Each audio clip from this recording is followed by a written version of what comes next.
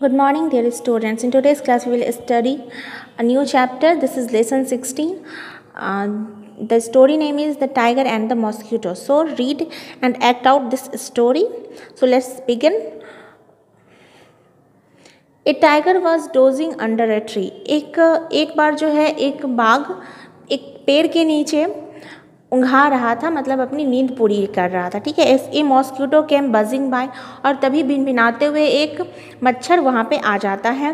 The tiger said hey mosquito go away. तो वहाँ पे वो बाघ उसको कहता है कि तुम यहाँ से चले जाओ.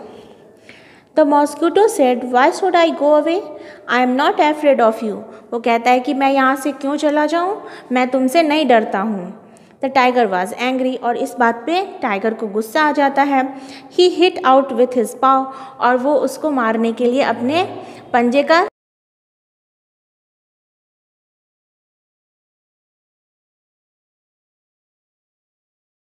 फ्लू ऑफ, और जैसे ही वो उस पर झपटता है तो मॉस्किटो उड़ जाता है. The paw stuck his own cheek, और उसका जो पंजा है वो उसके खुद के गाल पर स्ट्रक हो जाता है, मतलब उसको खुद ही चोट लग जाती है.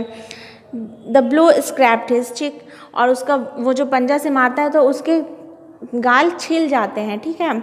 इट बिगन टू ब्लीड, और उससे खून भी आने लगता है. द मॉस्किटो बज्ड अवे, लेकिन वो मॉस्किटो भिनभिनाता ही रहता है.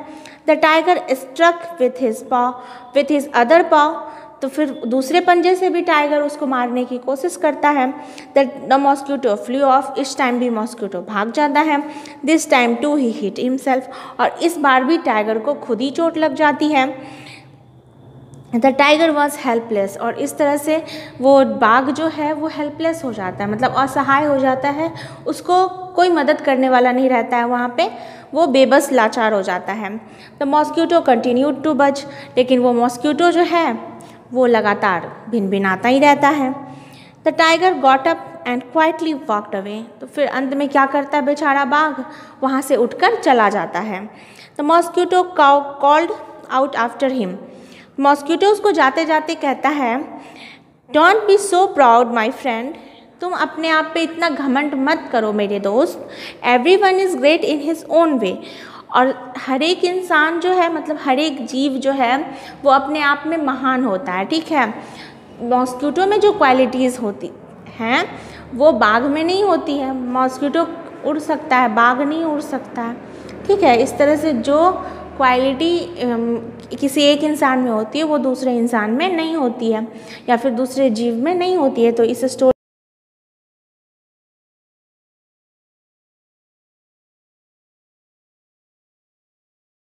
महान होता है. ठीक है. कि कोई एक दूसरे से कंपैरिजन नहीं कर सकते हम किसी का भी किसी से. ठीक है.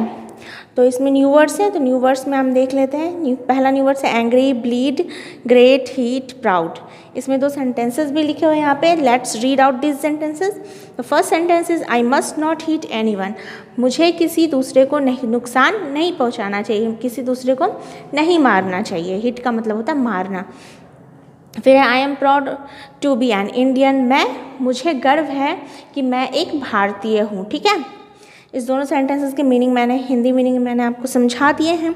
नेक्स्ट वीडियो क्लास में जो हम लोग इसके न्यू वर्ड्स के हिंदी मीनिंग को देखेंगे और क्वेश्चन आंसर को देखेंगे. ठीक है. तब तक आप घर पे इस चैप्टर को अच्छे से रीड आउट करेंगे. ठीक है. Thank you my dear students.